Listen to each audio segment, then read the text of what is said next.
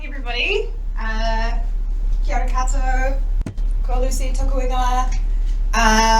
So the first thing, now just you make the slides go. Is that right, Kelsey? Okay, I'll just like do a thing or something. First thing, when you say the word home, a lot of cliches come to mind. There's no place like home. Home is where the heart is. Home is wherever I'm with you. So I thought we might start out today with a bit of a cliche, and I want you to turn to the person sitting next to you or the person further down the row, and I want you to look deep into their eyes and say to them with deep sincerity, home is wherever I'm with you. Okay, I want everyone to do that now. Just break the eyes. And I want you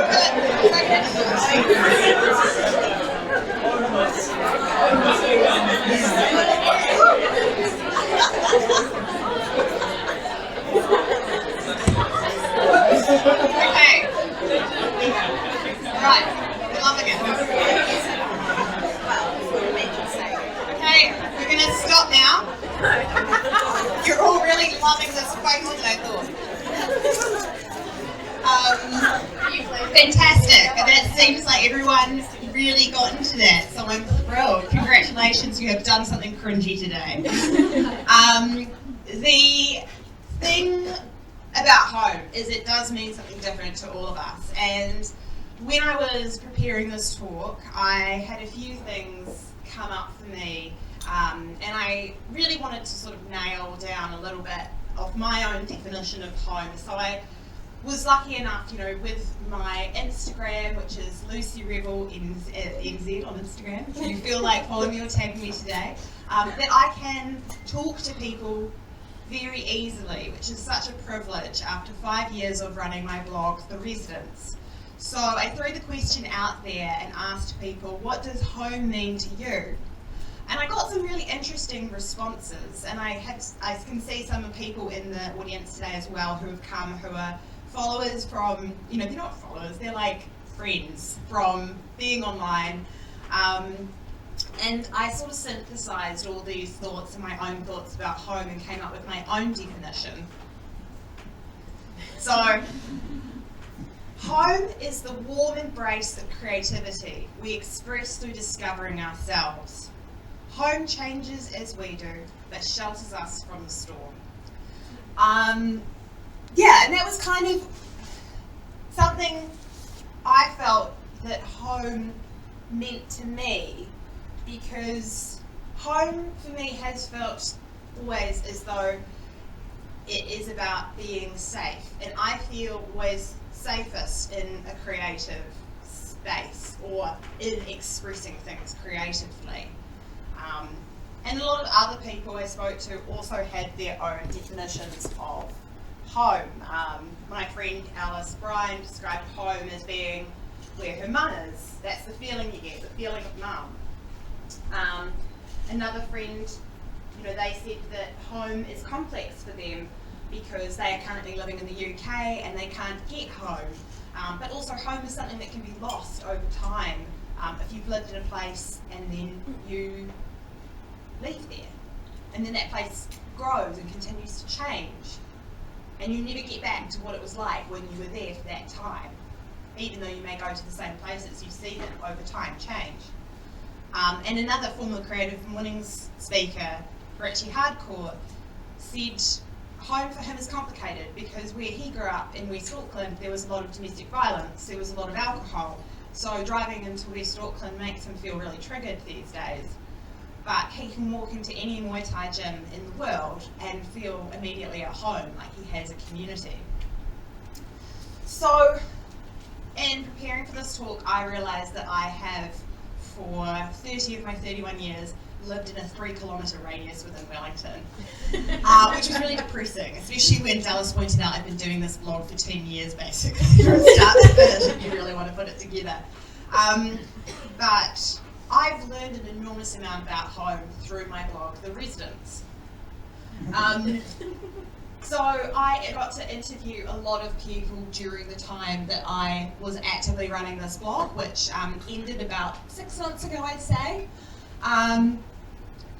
I have interviewed 180 people online, and I have written 600 blog posts with city guides, think pieces and stories of the city, because when I started the blog, I didn't really think there was anything out there for somebody like me, who was in their mid-20s, sort of trying to navigate the world, and who wanted to have that relatable experience. I could see that people blogging in New York and London were giving to others, but why couldn't it be Wellington?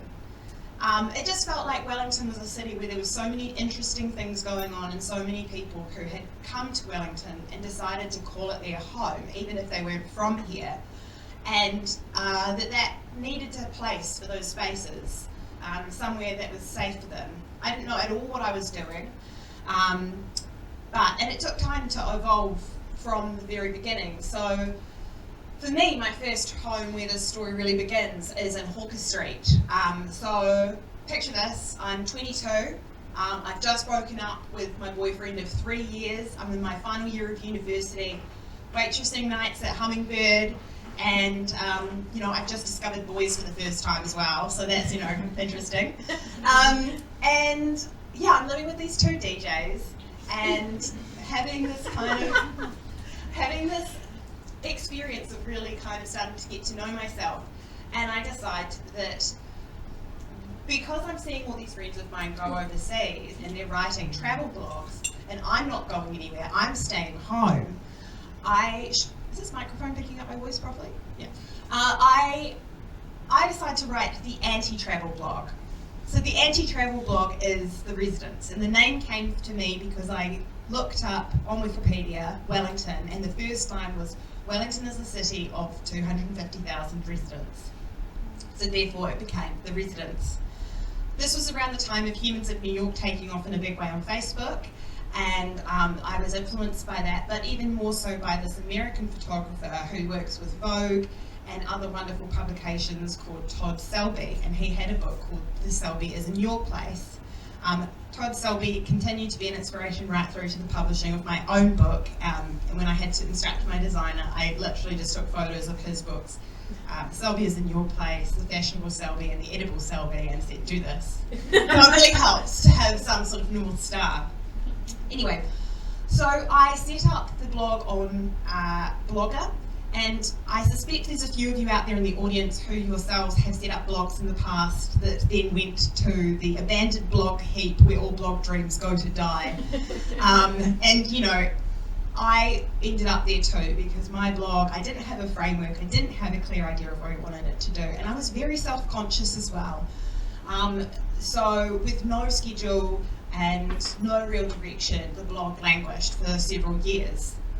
But then in 2015, I had a few things that made me decide to pick up the blog again. And by this time, I had moved home with my parents for a period of time. So I left university, started working as a lawyer, couldn't afford because of my terrible salary to actually rent, so I had to move back in with my parents.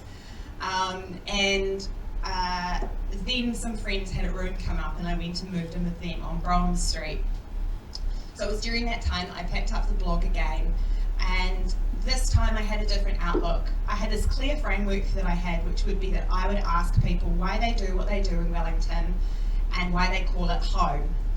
And the idea then quickly morphed into, what if I interviewed one person a week for the whole year? So I was watching a lot of TED Talks at this point and a lot of sort of aspirational internet stuff. So to me it just was like, yes, I'm going to do one thing, this thing for a whole year and see where it gets to. And actually it was a really good discipline because I was publishing 3 blog posts a week, every single week.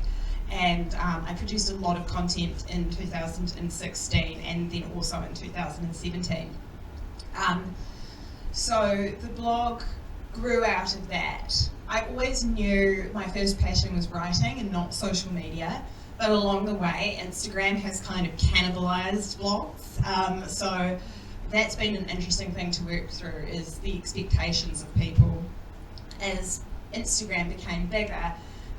And how I would kind of sometimes fit their expectations more so than sometimes following what necessarily I wanted to do. But I feel very proud of the blog and what I got to do with it, which went from getting an all expenses paid trip by the Embassy of Thailand for 5 days, which was great, through to just some very interesting conversations with people who I think deserved a profile in the local community who wouldn't have had one otherwise. So this blog, it gave me a sense of place in Wellington myself, and that has been one of the biggest benefits. And meeting people who inspired me was a real incredible thing, and a lot of them I became friends with because they just weren't the people I was meeting in my corporate life. I would never have had exposure to those individuals, and it made me really appreciate how important it is when you want to find home to actually reach out and find your community around you. So when I got to, so this is a quick visual of my home in Mount Victoria, where I've largely lived the last 10 years, and also some of the people I've interviewed on the blog. So, for instance, the manager of the Wellington Homeless Women's Trust, through to the owner of a sustainable small business in Mount Victoria. So it really does stretch it's always kind of about who I felt drawn to instinctually rather than trying to make it strategic. So in 2019, I got this real loss of home because I went house sitting, and this was kind of our original home, me and my now husband Matt, in Oriental Parade. A lot of the blog really happened in this house. So this changed because I never had shook the feeling, and kind of the blog was partly born from this, that really I'm not from here, I'm from somewhere else. I'm actually really more English than I am a New Zealander or a Wellingtonian, and that's because my mum, who was born in London, has kind of passed on this intergenerational sense of displacement to me, and I really love everything that comes with that, but I've never felt really at home here. So my parents moved to New Zealand in 1987, and it just never felt like we kind of were the Kiwi kids everyone else was. So in 2018, the year before we house sat, we'd gone to the UK. Me and Matt had decided, yes, we're definitely going to move overseas. This is going to happen. Came back, we're totally keen. We're like, we need to save some money because we had, after that holiday, not very much money left. So we decided that we would give up our flat, which was being sold, and we would go house sitting and live with his parents. And it was a really challenging experience in lots of ways. So this is what people saw on the blog, the very glossy kind of here's my 10 tips for making it work. But that doesn't tell you anything about the emotional challenge that losing your home has. And I think the thing that really challenged me in particular was that I didn't really feel like I got much space to myself, and I think that having space is really important when it comes to getting, your sense of home. So I actually found a lot of our house sitting places by talking to people in the blogging community, people who were following me, and I had at least 2 people reach out and say that we could look after their houses for a month or so while they were overseas. And then during that year, things changed again. So I ended up pursuing a book deal with a publisher, and I thought that was all coming together, and then Matt got a job offer. So we ended up regretfully putting our travel plans on hold. So over time, things keep changing. We have to keep remaking home and reorganising our lives, and that can be very frustrating, especially when you feel that sense of needing to get back to something you once had or aspiring towards something you've always wanted. We also got engaged and got married, and we had our honeymoon in Japan, which is very well spoken because Chloe, who was our travel agent for that, is sitting in the front row, or someone again I met through the blog. And then suddenly this thing happened last year at the end of our Japanese honeymoon, which was COVID. And New Zealand became safe, but I guess as well, many of us still have suffered because we can't always get back home. We can't see our families, and we're in this really weird time where home is much more distant for many of us. and travel, and the things that people want to do with their lives. That sense of fulfilling who you are can seem further and further out of reach with closed borders and no certain chance of getting back into New Zealand if you do leave the country. And that makes you really think, do I actually want to leave home? Do I actually want to adventure and go out to the world? And even if you do, you may decide that it's just not possible because you have a sick family member or something who you might need to get back for. So we have to put those sorts of feelings on hold. So a great example of this is like a friend of mine, her mum died last year and she had a baby all within 9 months. She said to me when we were talking about this concept of home that home has changed for her. So her sense used to be that home was sitting around the family table in Karori with her siblings and her dad and her parents. And now home is more about where her daughter is. It's about wherever her daughter is safe and warm. And while family will still be family, it's not the home she used to have. So she's had to make more of a conscious effort to create her home with her daughter now, and it's a conscious choice. Home is also not always what you want it to be. Breakups, grief, death, even new goals, changing, as I said, wanting to move overseas. You know, if you have grown up in a home where there's abuse, that can sometimes travel with you through your life, and you may feel at home in an abusive relationship or doing things such as self-sabotage. In that case, it's even more important to ask yourself the question, what do I make my home? The problem is if you leave home with trauma, you're less capable of making the right decisions. I felt completely powerless and adrift at times in my life, and these times are the times that I really felt homeless. In some ways, publishing my book, which was the time that I felt the most home. Since I was a little girl, I wanted to be a published writer, and even when the book deal fell through, I felt I had a home by placing my trust in all of you. My community, I always knew, would be there for me if I decided to go and crowdfund the book. And I thought of it being the ace up my sleeve because I just wasn't quite sure what to make of this whole strange publishing space I'd ended up in. And the brilliant thing is when it did actually fall apart and my instincts did prove right, I was able to pick myself up, decide to focus in and pull together a campaign within 3 months and finally ask the people who I did want to design the book and did want to edit the book to do the work with me. And the launch of the crowdfunding campaign raised the goal amount of $22,000 in one day, and then went on to raise $37,000 across the month. And within 2 months of closing the Pledge Me campaign, the whole book was done and printed. So that could have only been done with my experience of starting out small, starting writing a blog, one blog at a time, which cumulatively added up to many stories over a long period of time, and then the commitment and help of the community around me who crowdfunded my book with me. Everyone standing by you and sticking up for you makes you feel like you are home, because you feel safe, warm and protected, even if you've never met those people in your life. So that's the exchange I see in some ways as part of being home. It's the art of asking. It's what happens when you are around people who you trust. And I think that that is what we all would associate with, like being home, being loved, is you can just relax and be your true self with somebody. And all that true energy can make something even more special than it would have been if it had been published in the traditional way.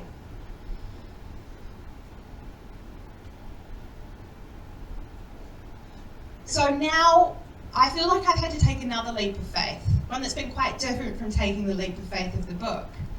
And that is, I have decided to go dormant for a while, to go to sleep in a sense. And I think a lot of us had to gain this experience during COVID. So I definitely had people telling me when I published the book I could not give up the blog, I had to keep going because it was so good. But this has always been a voluntary thing I've done on the side of my day job, which is a normal 9 to 5 in policy. And having that trust that everyone who had supported me would still be there or still support me or still want to hear from me when I came up with something new, that they would allow me that space to think and rediscover and to dream, and that I didn't have to sort of show up and constantly perform without there being any sense of real meaning and purpose, has been quite a scary thing for me, because I think it's a way of thinking about the future that you will just somehow continue to go and go and go forever without realizing that, yes, it's not possible to bloom permanently. It happens in nature. We know that come spring, the seeds will grow into the soil and new life will come. And in this world at the moment, there is a pressure to always be on, to always bloom. But actually there is nothing wrong with going to sleep for a while and being quiet and allowing yourself to have new growth as new opportunities seed. And one such opportunity I've had is I'm actually working for my favourite YouTube channel now for 5 hours a week, which is very exciting because I watched all of their videos all the way through last year twice. And oh, that will go back one. That is Never Too Small, which is a Melbourne-based small documentary series that has 1.7 million subscribers. And I reached out to the creator because I wanted to interview him for my novel, which I'm not writing, but I have started. I wanted to talk to him about the housing crisis and how small spaces fit into it, but really it was just an excuse because I wanted to meet him. And then a few weeks later they got back to me and said, hey look, we're actually looking for a researcher, would you be interested? So that has been an incredible thing, and that couldn't have happened without the residents because they saw I had this portfolio online. And I've been really happy with the book has there's like 7 copies at home left in these, so we've got 1 copy to give away today, and I brought 3 along in case anybody here would like to purchase one on a trust system of direct bank deposit.